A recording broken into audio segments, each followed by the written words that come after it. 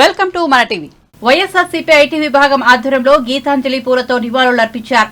ఈ కార్యక్రమంలో వైఎస్ఆర్సీపీ ఐటీ జిల్లా అధ్యక్షుడు వై రాజశేఖర రెడ్డి మాట్లాడుతూ గీతాంజలి ఆత్మహత్యకు తెలుగుదేశం జనసేన సోషల్ మీడియా నేతల ట్రోలింగ్ వలన అవమానంగా భావించి ఆత్మహత్య చేసుకుంది. దీనికి తెలుగుదేశం జనసేన నేతల బీసీ మహిళ హత్యగా పరిగణించాలి. జగనన్న కాలనీలో ఇల్లు లేని పేద ప్రజలకు ఇల్లు ఇంటి పట్టా ఇవ్వడంలో భాగంగా నిర్వహించిన సమావేశంలో గీతాంజలి ముఖ్యమంత్రి పేదలకు చేస్తున్న సహాయాన్ని వివరిస్తూ అమ్మఒడి పథకం వలన తన కూతురి పేరుతో ప్రతి సంవత్సరానికి 10,000 రూపాయలు ఫిక్స్డ్ డిపాజిట్ చేస్తున్నామని, ఇల్లు లేని నాకు జగనన్న ఇల్లు ఇచ్చాడని ఆనందంగా చెప్పింది. మేమంతా జగనన్నకి ఓటేస్తామన్నారు.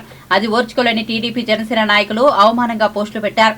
ఫోన్లు చేసి బెదిరించారు. ఈ అవమానాన్ని భరించలేక రైలు కింద పడి ప్రాణాలు విడిచింది కనుక దీనికి బాధ్యులైన అందరినీ పోలీసులు కఠిన చర్యలు తీసుకోవాలన్నారు. జగనన్నకి పోయిన ఎన్నికల్లో దేశంలోనే అత్యధికంగా 51% ఓట్లతో గెలిచారు. మరి ప్రతిపక్షాలు ఓటేసిన అందరినీ అంటున్నారు. ఖచ్చితంగా పేద సామాన్య ప్రజలు అన్ని గమనిస్తున్నారన్నారు. వచ్చే ఎన్నికల్లో ఇలాంటి పెత్తందారి పార్టీలకు ఓటేయకూడదన్నారు. ఈ కార్యక్రమంలో వైఎస్ఆర్సీపీ ఐటీ సోషల్ మీడియా నాయకులు దేవేంద్ర, గాదిలింక కాశీరావు, కోటేశ్వరరావు, వెంకటేశ్వరరెడ్డి, హరినాథ్ రెడ్డి తదితరులు పాల్గొన్నారు.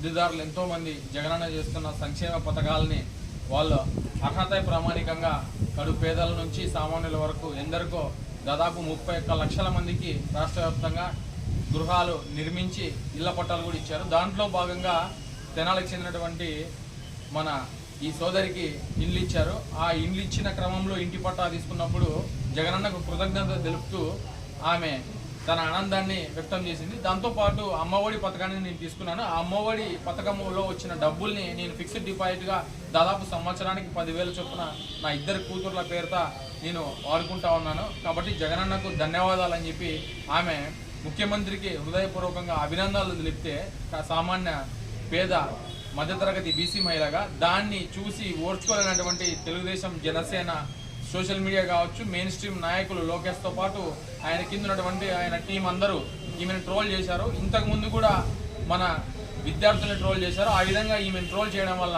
ఈమె అవమానంగా భావించి ఏకంగా క్షణికావేశంతో రైలు కింద పడి చనిపోవడం జరిగింది. ఇది అత్యంత దుర్మార్గమైన చర్య. ఎందుకంటే ప్రభుత్వాన్ని పొగిడితే కూడా ఓర్చుకోలేనటువంటి స్థితిలో ఇప్పటికి ప్రతిపక్షాలు ఉన్నాయి.